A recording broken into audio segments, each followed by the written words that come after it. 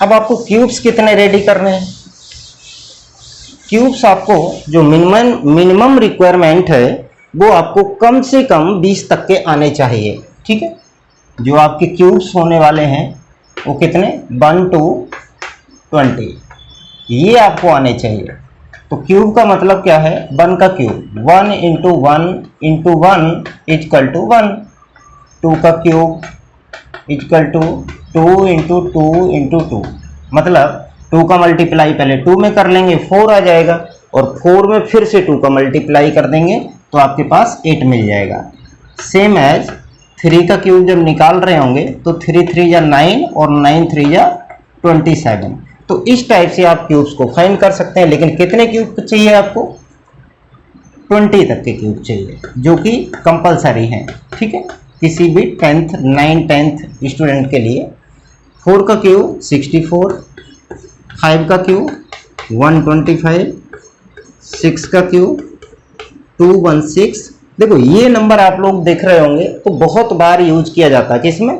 Probability में। और probability की अगर बात करो तो बहुत ही इंटरेस्टिंग टॉपिक होता है, और एक बार अगर आप समझ जाते हैं तो कई मायनों में अगर देखा जाए तो वास्तव में जो क्वेश्चंस इसके बनते हैं लॉजिकली होते हैं और बहुत सिंपल होते हैं। ठीक है, 7 का क्यूब 343, 8 का क्यूब 512, 9 का क्यूब 729 और 10 का क्यूब 1000। ठीक है,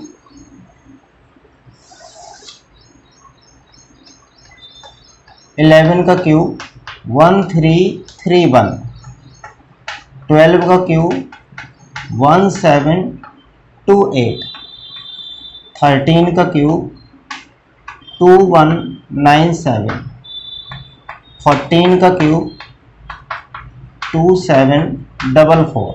बिल्कुल बेसिक टू हाई अगर आप चलेंगे, ये आपके पास जो ये आपको वीडियो आप जो देख रहे हैं, ये जो वीडियो है आपकी बेसिक नीड को पूरा करता है। ठीक है, और एक वीडियो अगर बेसिक नीड को पूरा कर रही है आपका, तो आप मानिए कि आपका ज़्यादा टाइम वेस्ट भी नहीं होता है और आप बहुत बेहतर कर पाएंगे।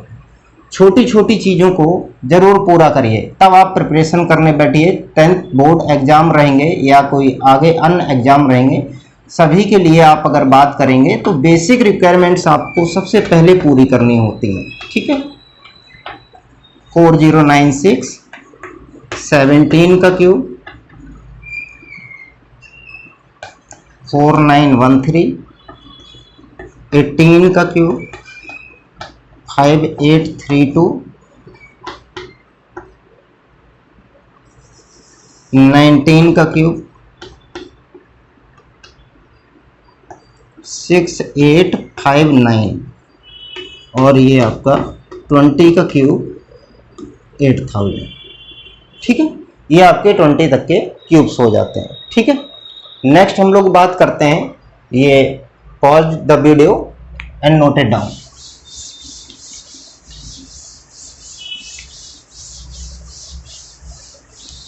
नेक्स्ट हम लोग बात करेंगे आइडेंटिटीज की। ठीक है, अब जो कंपलसरी है आपके लिए वो आइडेंटिटीज आपको बहुत अच्छे से आनी चाहिए, बेहतर तरीके से। ठीक है, वो कैसे? सबसे पहले जो मेनली यूज होने वाली आइडेंटिटीज हैं उन पे मैं बात करता हूँ।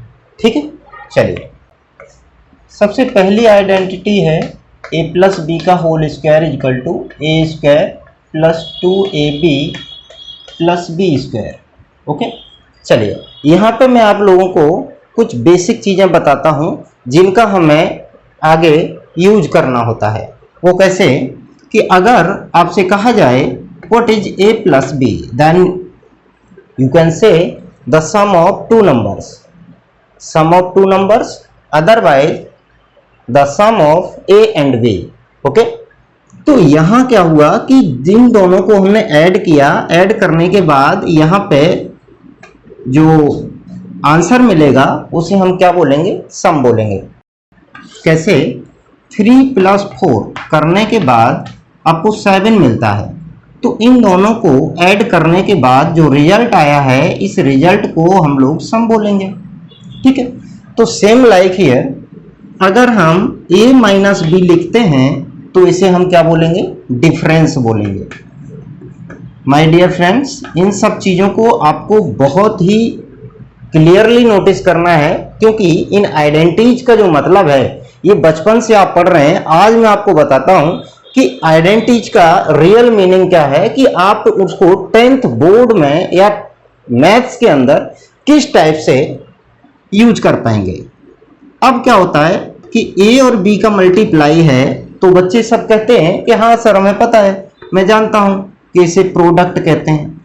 ठीक है, जो रिजल्ट आता है दोनों नंबर्स को या 3 नंबर्स को या अन्य नंबर्स को मल्टीप्लाई करने के बाद प्रोडक्ट मिल जाता है। तो sir a divided by b अगर लिख दिया तो सर क्या बोलेंगे इसको। ठीक है, जनरली आप सब लोग जानते हैं, लेकिन यहाँ पे क्या है कि हमें ये डेली यूजेज में आ जाता है, ये भी आ जाता है, ये भी आ जाता है, बट डिवीजन की कोई बात ही नहीं करता। जब डिवीजन की बात आ जाती है तो इस केस में आपको इसे लिखना होता है कोसेंट। क्या लिखना होता है, कोसेंट। जब हम एक नंबर से दूसरे नंबर को डिवाइड करते हैं तो उसका जो रिजल्ट आता है उसे हम लोग क्या बोलते हैं, कोसेंट बोलते हैं। ओके, अब क्या होता है कि जैसे ये फॉर्म है, ये इसको डिफरेंट तरीके से लिखा जाता है और लिखने के बाद जो आंसर मिलता है उसे हम लोग प्रोडक्ट कहते हैं। आंसर कैसे मिलता है, देखो अगर किसी ने आपसे लिखा a डिवाइडेड बाई बी तो इसका मतलब होता है a by b, a upon b, right. इसके बावजूद अगर आपसे कोई ऐसे लिख के देता है a रेशियो b, तो a रेशियो b का मतलब भी a अपॉन बी होता है। यहां आप थोड़ा सा इसको देखने की कोशिश करें कि जिन चीजों को हम लोग अभी तक रेशियो समझ रहे थे वो एक्चुअल में क्या है, वो एक टाइप का डिवीजन है। और जब वो इस फॉर्म में आ जाते हैं तो हम लोग फिर क्या देखते हैं, अरे सर जी ये तो फ्रैक्शन है। तो कहीं ना कहीं जैसे फ्रैक्शन हो गया, डिवीजन है, रेशियो है, इनका जो मीनिंग होता है वो कोसेंट की तरफ इंडिकेट करता है।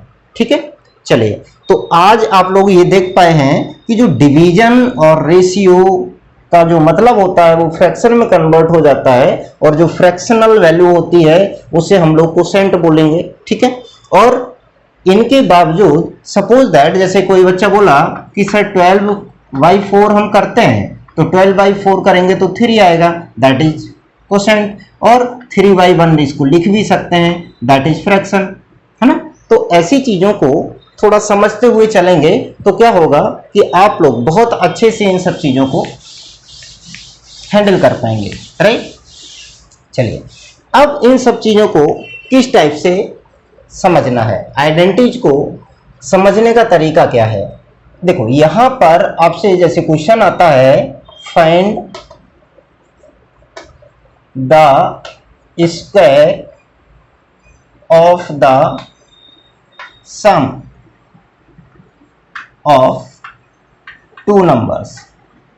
ठीक है, अगर क्वेश्चन में ऐसे लिख करके आ जाता है, फिर बच्चा क्या करता है कि स्टेटमेंट टाइप का क्वेश्चन आ गया, उस पर दिमाग ही नहीं लगा रहा है। तो मैं आपको बता दूं कि ये सब है क्या। यहां पे देखिएगा, देखने की कोशिश करें, a प्लस बी का होल स्क्वायर जो लिखा है ना, इसको क्या बोलेंगे, the square of the sum, the square of the sum. और अगर यहीं पे ऐसे लिखा होता है a square plus B square का मतलब क्या होता है, the sum of squares, the sum of squares of 2 numbers. इस बात को समझ पाए हैं। जब आप इन आइडेंटिटीज को स्टेटमेंट में कन्वर्ट कर लेंगे तो मैथ समझना आपके लिए बिल्कुल आसान हो जाएगा। ठीक है, ए स्क्वायर माइनस बी स्क्वायर का मतलब क्या हो जाएगा, the difference of squares of 2 numbers, right. Suppose that आपके पास आ गया a प्लस बी